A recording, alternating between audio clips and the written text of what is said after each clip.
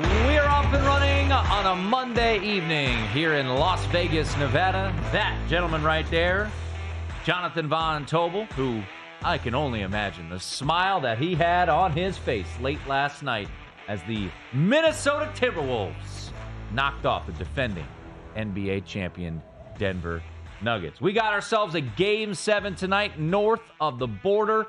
Edmonton Oilers and the Vancouver Canucks a chance to play the Dallas Stars. A lot to get to tonight, but first and foremost, a reminder, VSiN PrimeTime is presented by ZYN Nicotine Pouches. To learn more, head on over to ZYN.com. All right, JVT, you believed in him way back when? 2023, November of 2023. A year ago. You were a believer in this Minnesota Timberwolves team. Trailed 3-2, dominated Game 6, down 15 at halftime. And the Minnesota Timberwolves did something that has never been done before. In a Game 7, came back from 15 down. Never wavered in confidence, did you? I think my confidence got shook, but given You're where I was buying into the bit. Yeah. Given where I was in terms of like the series price and whatnot too, it was one of those where it's like I'd rather them win, but that's fine. But no, it's hard not to. But man, this team, it has been wildly impressive to watch them, and obviously their results in this series have been impressive. Game 1, you go on the road, it's back and forth, you get into crunch time, and you end up pulling away against the defending champs. You blow them out in Game 2. You blow them out in Game 6. You go on the road in Game 7. You're down, as you mentioned, by 15 points. 20 in the third quarter. Yep, and you absolutely steamroll them in the second half to take this game from Denver. I don't know how you're not impressed, and I don't think there really is anybody that isn't with what Minnesota did, and it's legit. It's legit. Like, this was a team that we had talked about that if there was a team, and this is not just me, a lot of people discuss this, but in the basketball circles, if there was a team that was constructed to take on Denver, it was going to be Minnesota. With the way that they had size, with the way that their wing defenders could defend, with what they had overall, their depth, and it showed. It showed. And it also showed, Tim, look, you don't want to ever go back and, go revisionist history.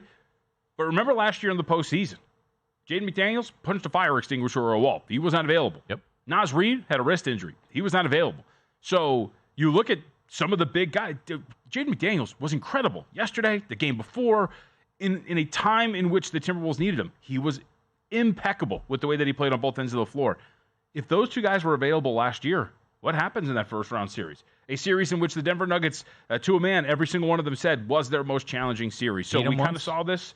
It was kind of coming to an extent, at least where you knew these teams would meet, and it would be a really tough series. It's awesome to see that Minnesota pulled it out. Obviously, given where I'm at, but a hard-fought series and a really, really impressive team. And, what's crazy is, cool, Western Conference semis. You still got 8 wins to grab if you want to win a championship, man. That was nuts watching that whole series. Well, it was a couple of years ago when they celebrated winning the NBA play-in tournament like they had won the championship. And now this is a team that is being applauded, rightfully so, by the masses as, well done, championship. Oh, wait, no, you still have to go play the Dallas Mavericks. And then if you do that, then you'll play more than likely the Boston Celtics. You mentioned it, a team, they were built to beat the Denver Nuggets. You know who said that? Nikola Jokic last night. He said, I think you play a team 7 times and then you lose to them, then you have to say they're the better team. I think they are built to beat us. They basically have 2 all-stars, they have 2 all-defensive first-team players, and they have Mike Conley. And Mike Conley, he missed Game 5. He comes back in Game 6. We heard how much Anthony Edwards was gushing about him. Yep. Mike Conley, man, he made that big 3 last night after Michael Porter Jr., who was basically a witness protection program all throughout this series. He hits the 3 to tie the game. You're like, all right, here come the champs. They're at home, 82 all. Conley bangs the 3. There were a couple moments in that second half, whether it was the Rudy Gobert turnaround or the Conley 3 or that Gobert kind of drive and he just kind of threw it off the backboard. Couple moments you're like, this might be the T-Wolves night. Yeah, I'm with so Karl Anthony Towns and Anthony Edwards spoke about it. They I think they mentioned that when Rudy hit the the jump shot that essentially that they were like, oh, yeah, I think we got him. I mean, I think a lot of it, when he hit that shot, I kind of like erupted a bit, and I was like, oh, they got him. Like, this is, when those shots are falling for you, it kind of seems like everything's headed in your direction. And frankly, look, when you kind of watch the writing on the wall where, look, I don't think Nikola Jokic was particularly great down the stretch of the game yesterday. He settled for threes a lot. Whoa. Why would he settle for threes, JVT? I thought the interior defense for the Nuggets was not, or for the T-Wolves, not very good. Gobert was part of it, but we have to give Karl Anthony Towns a ton of credit. He was very good. He was awesome yesterday. He was incredible on defense with Nikola Jokic. Part of the reason why he was settling for so many three-point shots, but Jokic wasn't great shooting from distance. Go back to game 4. Everything melts together. But the third quarter of game 4, Jokic was backing guys down. He was pushing. He was actually forcing the issue essentially in that short mid-range area of the floor. He was really in his bag working in that area. And yet yesterday you saw a guy who, while he was out there for long minutes and I think played every minute but one or whatever it was, he was, I think, content with just hitting jumpers and not really trying to force the issue like we saw him when he was at his peak in those games 3 and 4 when they went to Minnesota and shot nearly 60% on mid-range shots. So it was an incredible performance, and now Minnesota's got their work cut out for them. I think it's a matchup that works well in their favor. I know we can get to that when they take on Dallas, but of course they are favored, and market agreed, by the way. I mean, We saw this open up minus 150 yesterday. I was tracking it last night. As I was writing the conference previews, Tim, got up to minus 190 on the series price, got bet back down to minus 170. So there is a certain sect out there that is in agreement that the Minnesota Timberwolves are the best team in the Western Conference and should win this series. And we saw Minnesota get bet a little bit against Denver. Yep. You and I both took that series price. The trendy team. We talked to Doug Kazarian right before the series started. He felt like, maybe it's a little trendy, but ultimately they were able to battle back, and a hell of a performance. And now we get the Dallas Mavericks against the Minnesota Timberwolves. Series will start on Wednesday. I'll say this, last thought on the Denver Nuggets for now. Nikola Jokic, and I would agree, he was not the same aggressive, facilitating self maybe as he had been. What he did in Game 5 in that third quarter was stuff that, I mean, that was as I wrote I read the Tim Legler tweet when that game occurred. Any superstar out there, you take that third quarter, and that is kind of what you are for who you are as a superstar. But Nikola Jokic, JVT, he had 34, 19, and 7, and I would agree that we all kind of were like, could have had more. I mean, that's where he's getting to, right? He's won the MVP 3 times. We expect unbelievable greatness from Nikola Jokic every single time he's out there. Yep, and speaking of unbelievable, this from Jeff Vogel. How about this to kind of encapsulate the series? All 7 results in the series missed the point spread by double digits. 3 of the 7 missed the point spread by more than 30 points. And road underdogs in the series we just watched between Minnesota and Denver went 5-2 straight up. That's exactly what we just watched right now between these two teams. I know a lot of people complain. It was a funky series. It was, but I thought it was like wildly entertaining, and like you get results like that. And again, like Thursday, you and I was like, hey, I'm staying to watch the game. I was like, oh, okay, I don't have to really watch. I can just sit here and like talk and do whatever I want, go play video poker and whatnot. But outside of that, I thought every game had real intrigue, the X's and O's, the adjustments, the little things like that. We've talked about a lot of them. No, I was really impressed. And now Minnesota, too, by the way. You give them, again, credit for winning this series. They head into their Western Conference Finals with the Dallas Mavericks, 8-3 straight up and against the spread in this postseason, covering by a playoff best 9.9 points per game. The second best team by spread differential has actually been eliminated. It's your Orlando Magic at plus 5.7. So think about that. You are 4.2 points better in spread differential in this postseason than the second best team. Minnesota's been unreal. It was a wild second half. You know, after that first half, I thought, man, really, we're gonna have another dud here on this Sunday, because what we saw at Madison Square Garden, at least for our betting purposes, not ideal. Even though I think Game 6 was the ruiner of it. The Indiana Pacers, and I'm curious. I read your write-up today. I know which way you're going as a best bet for that particular series. I don't necessarily disagree with it. We'll get to that at the best bets portion of the program coming up at the bottom of the hour. But Indiana, man, I mean, this is what this team is capable of, though, JVT, from a shooting standpoint. They broke an NBA record for field goal percentage in a playoff game, shooting 67%. They shot 67% from the field, 54% from 3, and the Indiana Pacers put it on the beaten down New York Knicks as Jalen Brunson, just another one to go by the wayside. OG Anunoby shouldn't have been out there. He was not healthy. Should not have played in that game 7. And the Knicks had really no shot. Well, I mean, it's not even that they didn't have any shots. Just like, again, like I do think a lot of people look. It's a feel good story. It's awesome, and I know a lot of people don't really want to go in that direction, but you do have to ask the question about Tom Thibodeau and the way that he operates with these players. Like that, you said it. OG Anunoby couldn't walk. Like he shouldn't have been out there yesterday, and yet they're going to ask him to do that. Don't start him. I mean, not even that. Like he just start the bench, whatever. He looked like he couldn't move. Yeah. He was walking around like he had something in his shorts. Like he couldn't move at all. And defensively, he got burned. They made quite a few buckets when he was the primary defender because he couldn't move the way that he generally does. But you see this soft tissue injury with Josh Hart, soft tissue injury with OG Anunoby. Like we're seeing this over and over again. At some point, you got to add some depth. You got to go in that direction, and Tibbs has to really reflect on whether or not he wants to continue to coach the way that he does, because there is something where you're overworking these guys, and these are like it stops being a coincidence after player 4, right? It just stops being a coincidence at that point right there. And stop number 3? Yeah, this has become a pattern. That's JVT. I'm Tim Murray. We're up and running. A Game 7 tonight where the Edmonton Oilers are a road favorite at the Vancouver Canucks, -160. It is VSiN Primetime. Oh, by the way, is he going to go back to the well, folks? Caitlin Clark? Oh, yeah. Back out there. Big time game for the Indiana Fever. They're looking for their first win, by the way. It's VSiN Primetime.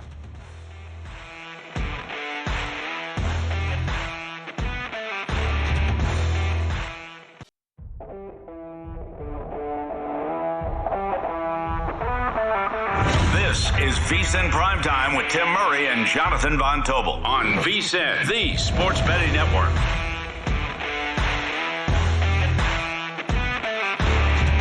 For a limited time only, folks, we've got our spring special. Normally priced at $240, you can now grab an annual pro subscription for just $199. And if you use the promo code PRIME, PRIME, we're going to give you an extra 2 months. That's 14 months of VSiN Pro access for less than 50 cents a day when you use the promo code PRIME. You get our daily best bets and leaderboard. You get the betting splits, show you the money bets we're moving every game over at DraftKings, betting systems, premium analysis, 24/7 video access, and more. Access to the site's incredible. We got a bunch of content up there right now. So head to VSiN.com/subscribe. Promo code is PRIME, VSIN.com/subscribe. Get your 14 months for less than $200.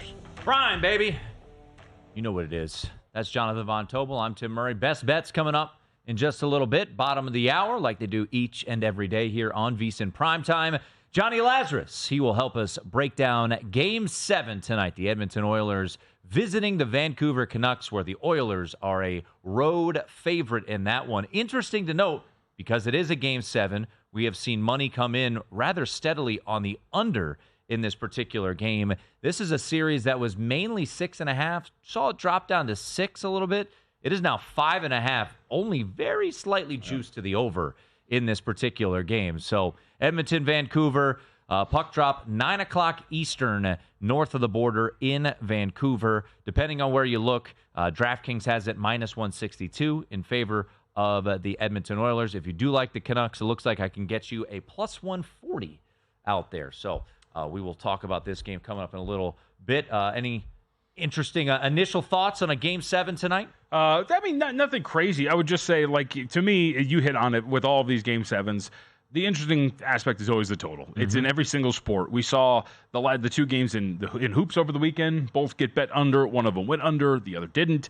When you look at the market's just desire to kind of come in blindly and bet some of these games under, it is pretty fascinating to see. Now, the intricacies of hockey always fascinate me, right, because I'm not as well versed on it. So in basketball, it's easy to say, like, pace slows down, right? Like, you walk the ball up the court.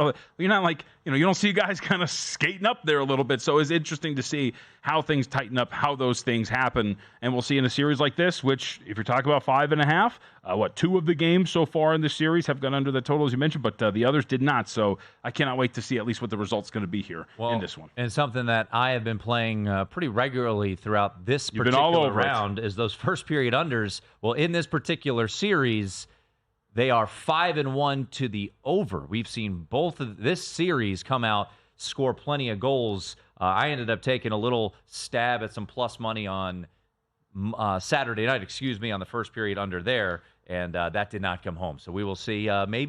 Maybe I go back to the well here with a Game 7. So we will touch on that shortly. Once again, Caitlin Clark and that Indiana Fever, another test taken on the Connecticut Sun. They open up the WNBA season, getting smoked by the Connecticut Sun. JVT, are we going to get a WNBA minute? Yeah, we got something for you later today. Come on. Yeah, we'll get to that. By the way, I did watch a lot of WNBA over the weekend, too. I'm getting in. This is my thing now. You're all in, man. Yep. By the way, been here the whole time.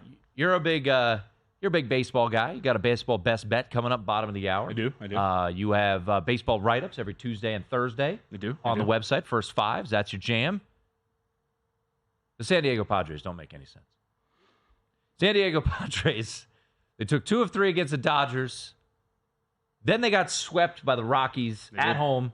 And now they've won 3 in a row at Atlanta. Earlier today, they were down, 5-0? Mm-hmm. Came back to win 6-5. Doubleheader wraps up that game about to start. A true doubleheader down there in Atlanta. Get up for the big boys. Yeah, and they got Chris Sale, I believe, on the hill there. So big favorites are the Atlanta Braves to avoid the 4-game sweep. Worth mentioning, Xander Bogaerts is out. Did suffer a shoulder injury. So a little shorthanded, your pod squad. Hey, man. The fathers. Just get over 83.5. Quick update, because I know people are very curious. Where our Philadelphia Phillies stand after taking down those Washington Nationals, baby. A sweep over the weekend. My Nationals, they weren't my Nationals this weekend, as the Phillies got it done. Here's a quick update. Both JVT and I. Look at our Guardians. Whoa, look at that. A little good weekend. Not bad, but we have the Phillies and the Guardians to have the best record in the month of May. I don't see the Brewers, so thank God we did not go in that direction. Although that was a long shot. You're welcome. Yeah, you're welcome. Looking bad for you in the first 2 games. Tell you that much. By the way, come on, Phillies. Phillies got lucky on Saturday. I even texted you. They give up a run in the top of the 9th inning. They trail, I believe it was 3-2. And then in the bottom of the 9th, you get a solo shot, tie that thing with up 2 outs. Extras. And you go to extras and you win that thing. So good job by the Phils, huh? In the 10th inning off of Kyle Finnegan, they didn't even get a hit. I think it was 2 sack flies and got it done. So good job by the Phillies. I always feel like this is the lamest walk-off. Like they were dumping water on Bryce Harper. They were going crazy. Woo! It's like, yeah, but you popped out, and I guess you technically walked it off. But like that's always the weirdest of the walk-off celebrations. Yeah. I believe that deserves just some dap up. You know what I mean?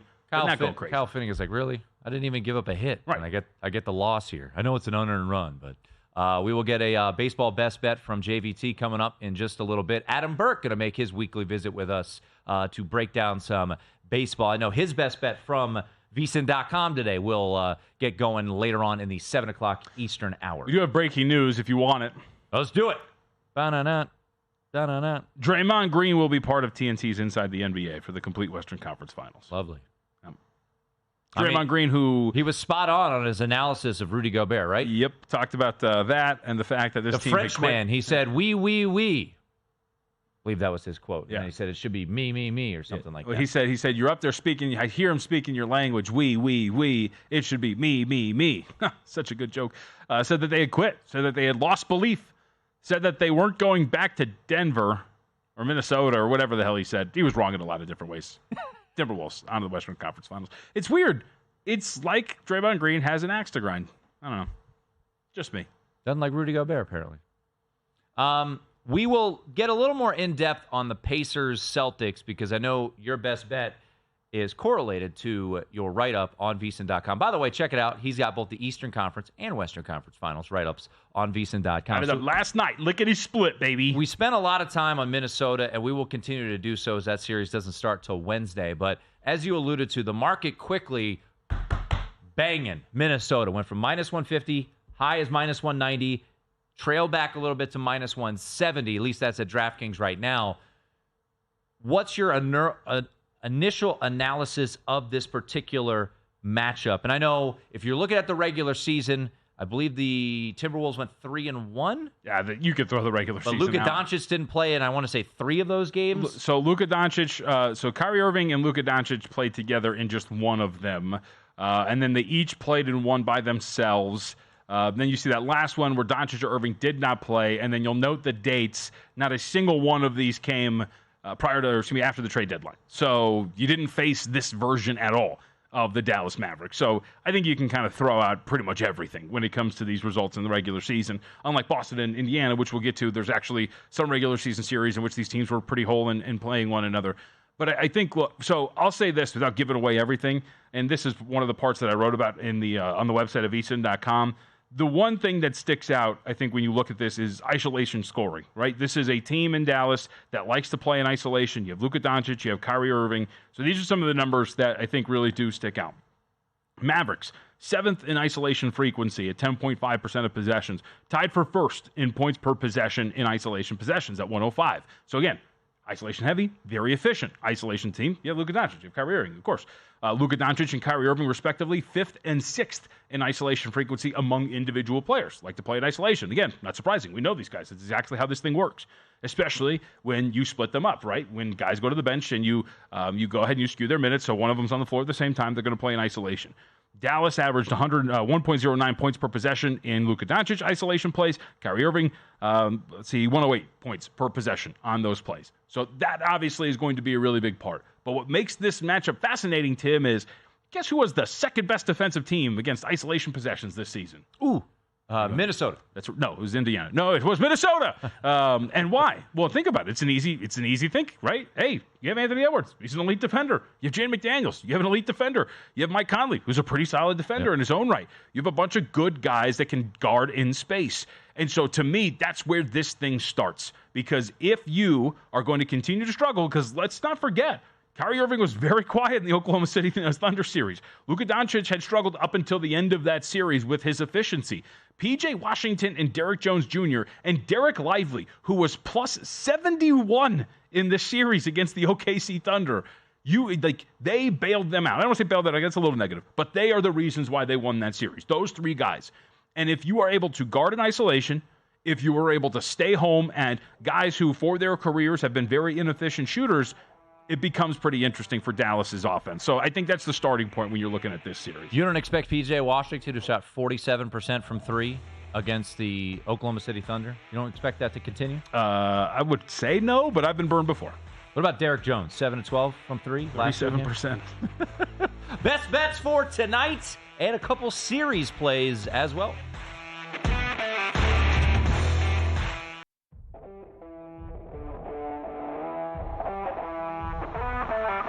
This is VSiN Primetime with Tim Murray and Jonathan Von Tobel on VSiN, the Sports Betting Network.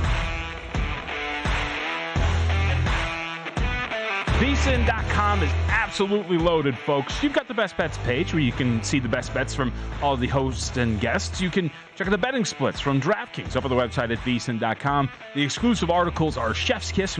They're absolutely fantastic and a ton of content hot off the presses right now. We've got both conference finals already set and ready to go with previews. We've got survivor pool analysis from Adam Burke. We've got analysis on the conference finals in the East from Adam Burke on the Florida Panthers and the New York Rangers. That's right, hockey, baseball picks galore.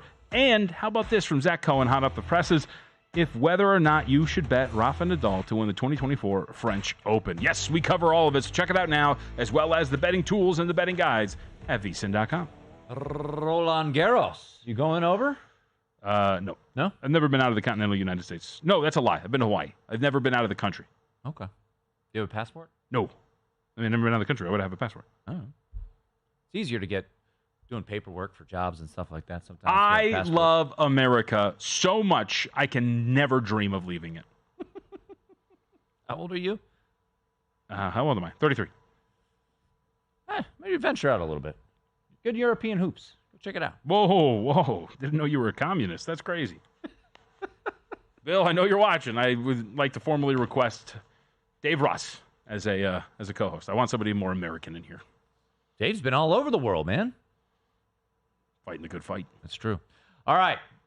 We got a Game 7 tonight. Johnny Lazarus will come on in less than 15 minutes. We'll get his thoughts on that. Also, his beloved New York Rangers in the Eastern Conference Final. So we will see what he believes is a true series price against the Florida Panthers. Right now at DraftKings, the series price between the New York Rangers and the Florida Panthers is Panthers minus 150, plus 130 for the New York Rangers. They do have, by the way, if you're looking for early odds, DraftKings has both series price for Stars against Canucks and Stars against Oilers, depending on who wins tonight. Right now, Stars minus 115, Oilers minus 105. So Oilers a slight favorite over the Stars, but the Stars a heavy favorite over the Canucks. Game 7 tonight in Vancouver. Will that be one of our best bets?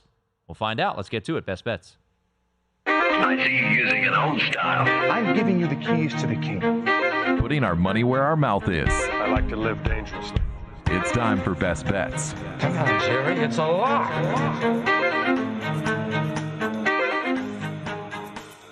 All right. Good series. Yeah, okay. We both had the Knicks minus 1.5. Paid less juice, so I guess it was more palatable when they did not win that series. And we both had the T-Wolves plus 180. JVT has, of course, a 30-1 ticket on the T-Wolves to win the Western Conference. Very alive right now as they are minus 170 favorites to defeat the Dallas Mavericks in the Western Conference Finals. Before we get to our best bets, and by the way, we're always live and free on YouTube, first hour, youtube.com/VSiN Live. Our guy Tim on YouTube, not me. He's always there. He even apologized for being late in the comments. So it's all good, Tim. I'm going to go block him now. I appreciate you. Will you, Jonathan Von Tobel, with a 30-1 Minnesota Timberwolves Western Conference ticket where they are the favorites? I'm going to do it. Gonna hedge? I don't know. Honestly, I will be upfront about this. I will say this now so we can play this back when it doesn't happen. I think they can crush Dallas. And when I say crush, I don't mean like win every game by 20. I mean from a series standpoint, like I think they can win like 5 games. I think that matchup works out well for them. Having said that, I can be wrong. There's much evidence. So I haven't decided whether or not I'm going to do it. I probably will. I mean, nothing wrong with that. What's it called? Especially, I mean, I took off, I took off a little bit, not even a lot. What's it called? Denver was plus 490, put a little bit back there. Which was a smart thing to do, and they were up 3-2. Yeah, so, yeah, probably. By the way, if you are accurate in that they can win in 5, plus 235 right now, T-Wolves minus 2.5 games against the Dallas Mavericks. Heard it here first. Courtesy of DraftKings. Well, we talked about it a little, but I wanted to save it for the best bet portion because I was reading through your write-up on VSiN.com. I said, ooh, there's a best bet. So let's get to the Eastern Conference Final where the Boston Celtics right now are minus $9 favorites against the Indiana Pacers. What do you got in the Eastern Conference Finals, which, by the way, gets going Tuesday night? All right, let's do it. Indiana Pacers plus 2.5 games in this series against the Boston Celtics. Look, I think that when you really kind of break this down on the surface, you could look at a lot. You could go, okay, well, Celtics were 3-2 against the Indiana Pacers. They had a plus 11.7 net rating in the 5 games that they have played. Some lopsided results, pretty good. Well, a lot of those numbers are weighed down by the first meeting between these two teams. The Celtics had won that first game in November, on November 1st, 155-104. You remove that from the equation, the next 4 games in the regular season series, Boston was 2-2 straight up, 1-3 against the spread with a plus 2.5 net rating. This was a very, very competitive series between these two teams. The last time they met was Tyrese Halliburton's first game back from his very serious hamstring injury, and it was Pascal Siakam on the floor with him as well. So he did have one game against Pascal Siakam and the Indiana Pacers, but it was about a 4 or 6 point game depending on where you look. I think it was 129-124. But I think when you look at Indiana and the way that they can play offensively, Tim, their three-point rate has gone up. They're taking more threes here in the postseason. They're the best by percentage three-point shooting team in the NBA postseason at this point right now. They can play with pace. They have elite guard play in Tyrese Halliburton if he's going to be healthy, which, by the way, very quietly, Tyrese Halliburton's been awesome in the last couple of games, including closing out New York with a really, really efficient effort. And a sweet sweatshirt, by the way, to close it. Yes, very good. The choking sweatshirt, very solid. Well done. And I think that I mentioned this in the article. I think for me, this is somewhat reminiscent of, if we go back to last year when Boston played Atlanta, Atlanta was surprisingly plucky in that series. Boston ended up winning the series 4-2 in 6 games. But I think when you looked at it, when you actually looked at it, they used good guard play, good three-point shooting to kind of hang around, extend that series out. It was 3-2 and then a tight game in Game 6 before Boston eventually won that series. I think when you look at this reminds me of that. So if you want to go over 5.5 games at plus 125 or Pacers plus 2.5 at plus 130, I think those are 2 viable options. But for me, Pacers plus 2.5 games at plus 130, I think they're good enough offensively. And by the way, you want this? Yeah. You ready for analysis here? What we got? Okay. I'm going to read this to you. In the Eastern Conference Finals, I believe the Pacers have the type of offense that could be effective in this series. They're going to give the Celtics all they can handle, especially without Porzingis. Should be a higher-scoring series, with Boston ultimately winning in 6 or 7 games. Tim Legler, I'm in. Pacers plus 2.5 games. T-Legs. All right. I will have a play on this series as well, but you have one more best bet. Oh, you guys want to do baseball? I'll do it really quickly. I have mentioned and cried and moaned about the lack of run support that Reese Olson gets for the Detroit Tigers. We're going back. Reese Olson, Tigers, first 5 money line, minus 110. Olson's been incredible, untouchable even. I've been mowing guys down. He gives up hard contact, but guess what? It's an extremely high ground ball rate. His defense just eating him up. Also, very quietly, and this is a nugget courtesy of Adam Burke, part of his write-up up at VSiN.com. You can check it out now. Last 2 weeks, the pitcher who was not getting any run support, well, he's got a lineup that in the last 2 weeks ranks in the top 10 in weighted runs created plus. Let's go, Tigers and Reese Olson, first 5 money line. I am a coward. I will not lay the half run because Reese Olson never gets run support. So I'll give myself the out of a 0-0 tie at the end of 5. Give me Tigers, money line, first 5. All right. I will get to my NBA play in just a moment. Just a reminder, we have a Game 7 tonight on the ice. Canada. Vancouver against Edmonton. It is in Canada. Johnny Lazarus will come on momentarily to give us his breakdown of this game as well as look at Panthers and Rangers. Come on now. You know where I'm going. First period under, baby. That's where it's got to head. First period under here, minus 110 both ways. I will do first period under. How's it gone so far in this series? Glad you asked. Not well. It is 1-5 to the under. So 5-1 to the over so far in this series. These are 2 higher scoring teams. But texting with Todd Furman, who is much smarter than me when it comes to breaking down hockey, he said Game 7's all about suppressing the opportunities. That's all I needed. First period under. Let's go. Edmonton, Vancouver, minus 110 both ways. We had a good week last week picking our spots on these first period unders. I will ride with it in a Game 7 here tonight, Edmonton and Vancouver. I'll jump into this a little bit more, but I really wanted to bet Minnesota to win the Western Conference Finals. You know, we're the only show, JVT, on the network, from my understanding, that has believed in the Minnesota Timberwolves, right? Correct. We're the only one. No, we don't do that. Major Paul also believed. I know. But I didn't really want to lay $1.70. I guess I could have got $1.50. I was not quick to the trigger. So I'm going to get a little creative, and hopefully we can middle this puppy. We're going to take Timberwolves to win the series, and we're going to pair it with Celtics minus 1.5. So, a 2 Brute. That's what they say, right? That's what it is? Celtics in 6, and we are good to go. That's all we need. Celtics in 6. You win. I'm going to need an explanation on this. Why? I want analysis. I want to know why you're going against me. I'm not going against you. You are. You have plus 2.5. I have minus 1.5. Ridiculous. If it goes 6, you win, and I can win. We're together. Unity. Johnny Lazarus, does he agree or disagree? The first period under tonight. I was going to say, he likes the Pacers.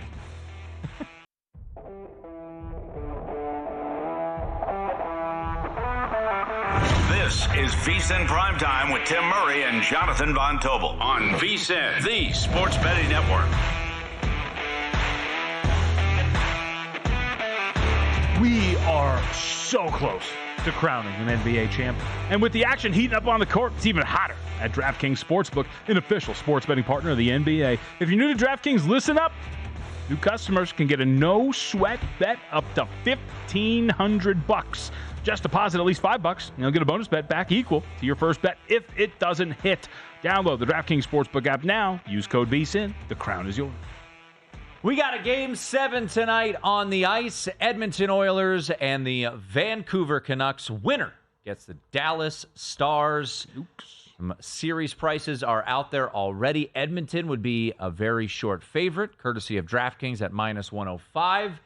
No, they would be a very short underdog, I beg your pardon, -105. And then the Vancouver Canucks would be a much bigger underdog, around +210. To help us break down the night on ice, also look ahead to the Eastern Conference Final between the Florida Panthers and the New York Rangers, it's our VSiN hockey analyst, courtesy of our progressive guest line, Johnny Lazarus at JLazzy23 on Twitter. Johnny, let's take a look at, obviously, Game 7 tonight. On Saturday, we saw the Edmonton Oilers come out and put it on them, scoring 4 goals in the last 2 periods, winning 5-1. So this has been an interesting series where Vancouver has been the underdog almost every single game. They're an underdog here again tonight. What do we expect from a side perspective, Johnny, in this one tonight in Vancouver? Well, from a side perspective, the Vancouver Canucks have a great fan base, a great crowd. It's going to be very tough to be a road team in that building tonight, Rogers Arena out in Vancouver. But Edmonton, with the momentum they've gathered now over the past game, Connor McDavid and Leon Draisaitl contributing in a big way in Game 6. Stuart Skinner finding confidence after being the backup 2 games in a row in Games 4 and 5. And also the sad news of Brock Besser with the blood clot issues. Want to just say that about him because obviously you're praying for a speedy recovery, and there are things bigger than hockey, but that's a huge loss for Vancouver. And with that, it seems like everything sort of favors the Edmonton Oilers, but sometimes when that happens, it's the other team that pulls away. So if I'm looking at this game right now and I'm saying, hey, which team on paper better suited to win this game, it's the Edmonton Oilers. Like that's who I took tonight in my same game parlay. I took the Oilers money line.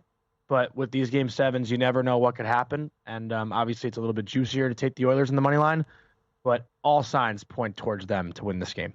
So, John, it's been a pretty high-scoring series, at least when it comes to the total, and yet here we are. We got 5.5s across the board for this series. What do we make of this? The markets generally like to bet Game 7s regardless of sport under. Is it getting it right here? Do we expect a low-scoring, tight game?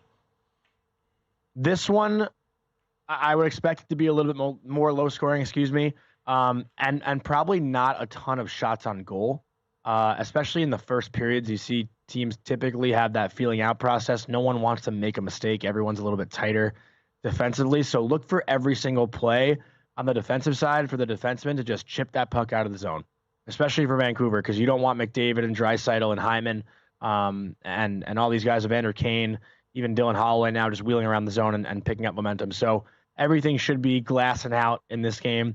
I think it'd lean more low scoring. I know that hasn't been the case, like you said, JBT, in this series, but these Game 7s, I mean, whenever you watch one, for the most part, they always lean under. So I would say it's going to be a more low-scoring affair. So, Johnny, I'm a hoop head, right? So, like, when you talk about Game 7s, generally it's slower tempo, right? Guys are walking up the court, doing all those sort of things. So what transpires on the ice that makes these games tighter? Is it the fewer shots on goal that you mentioned? What changes in a hockey game that makes this tighter, and thus Game 7s tend to skew under? Well, if you're talking about the Indiana Pacers, I don't appreciate you bringing that up because that was no. Yesterday. That was rough. But when it comes to hockey, NBA, I feel like guys are so talented offensively that no matter how good defensively you play, they make shots, right? Like that's the thing in the NBA. And I've heard JJ Redick talk about it a bunch of times, where no matter how good you are at defending the basketball, guys now in the NBA now, they're that good at offense. In the NHL, while there are a lot of offensively talented, gifted players, there's ways to take away time and space. And that's something that becomes more of a focus. Guys like McDavid and Draisaitl, who operate so well when they have that 1 extra second, when they have the 2 extra inches. In a Game 7, you don't get that. There's no time, there's no space to make a play, and that's because everyone's mind is just a little bit more locked in. NBA, I can't speak to. But I know in hockey, one play, literally the tiniest thing, even if it's a line change or a face-off, can cost you your season. So in hockey, it could be cliche to say, but it's very true that you don't have much time and space or room to make a play. In the NBA, we've seen guys take 3-pointers that are 10 feet behind the 3-point line if they have to. But I will say, though, what a game in Minnesota last night. I love that. Karl-Anthony Towns and Anthony Edwards post-game presser, I was cracking up at how many times we got to lose? How many more times we got to lose? I was dying. We lost 2 years ago. We've been losing for 20 years. Yeah, no, that was that was all-time stuff. Like, I wish an NHL player would say something like that once. Right. By the way, were you talking about the 10-foot back from the three-point? You talking about the Nemhard three? I was actually kind of talking about Tyrese Maxey in like Game 5 of the first round. Okay. I just wasn't sure. That wasn't a Game 7, but like that's kind of that's a big 3-point shot with like 7 seconds left. He shoots. Could have been 3-0, man. Could have been 3-0. The what ifs. No. What ifs. All right, real quickly, because I want to get your thoughts on Florida and New York. Of course, Johnny Lazarus joining us here. I've been kind of hitting them on a regular basis, not with a ton of analysis. So where do you go with the first period here? We've seen Game 7's, only seen 2 of them so far this postseason. Both of those games went under in the first period. You've seen 7 Game 6s. Those are 6-1 to the under so far. However, the only one that went over was this series. Edmonton and Vancouver on Saturday night went over in the first period. So I played some under in the first period. Johnny, what is your expectation in this first period? Well, I appreciate you setting me up, Tim, because I love these bets, and I would lean under first period as well. Like I said, it's that feeling out process. Edmonton, you're trying to survive in the first 10 minutes, knowing that the crowd's going to be insane in Vancouver. And the Canucks, you're probably going to try to throw everything you can on net, but it's all about possession. And, it's not necessarily a quality over quantity, but the quantity, you better make sure it's a good play and a good hockey IQ play, because you don't want to give the puck up. You want to hold on to it because Edmonton's not going to score if they don't have the puck. So Vancouver's done a really good job at possessing the puck throughout the entire playoffs. They've done a great job at limiting their opponents and shots on goal. That's something that really stands out about Vancouver's play, especially at 5-on-5, something Rick Tockett's done so well. So don't look for Vancouver to get rid of the puck right away. And I think that actually would benefit the under in the first period because, typically you want to come out and test the goalie, but in a game like this, I think, it's all about limiting Edmonton if you're Vancouver. So, I would lean toward the under in the first period, and maybe I don't know if that came out as clearly as I thought it would in my head, but possession in this series is huge, and I think that really will be shown in the first period of this game, and teams not trying to make some mistakes defensively. With the Game 7, do shift times increase? Do stars stay out on the ice longer? Are there any player props that you would maybe look at for a game like this? And with the injury for Vancouver, is there going to be a guy that benefits with a larger workload? I think a guy that would benefit maybe is a guy like JT Miller, who's already been, above and beyond in this series. The ice time, it would normally go up. Obviously, as the game progresses, you're going to play the top guys and lean on the top guys a little bit more just because, if you're down a goal, if you're up a goal, that all changes. Like if you want to protect a lead, you got your defensive players out there. But if you're down one, you want to try to tie the game, you get your offensive players out there. So, those things kind of happen in this game, and you don't mind burning out somebody because this is all or nothing, right? It's Game 7. There's no tomorrow if you lose. So coaches typically will bury their guys into the ground, which is something that you have to do. But I would think, some props to look at that I'm playing tonight. Leon Draisaitl over on shots on goal. Connor McDavid actually under on shots on goal. McDavid has had a rough go as far as shooting the puck. He looks a little bit uncomfortable.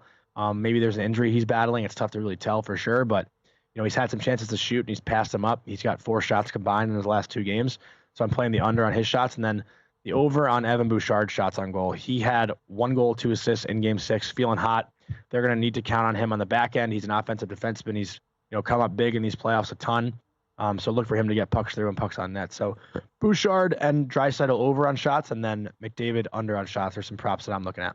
Haven't left you a ton of time, Johnny, but we know the Rangers as good as anybody. They are an underdog against the Panthers. Game 1 is Wednesday night at the Garden. Give us a 45-sentence Cliff Notes version of Panthers-Rangers series.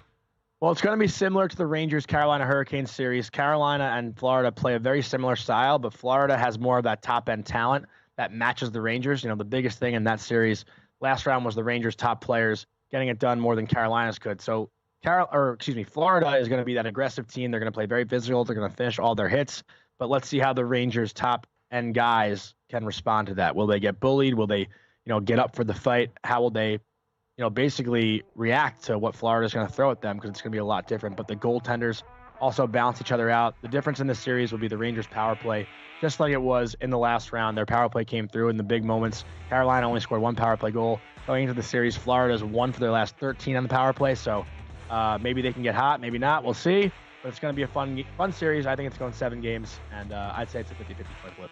Johnny Lazarus, our betting analyst on the NHL. It's VSiN Primetime.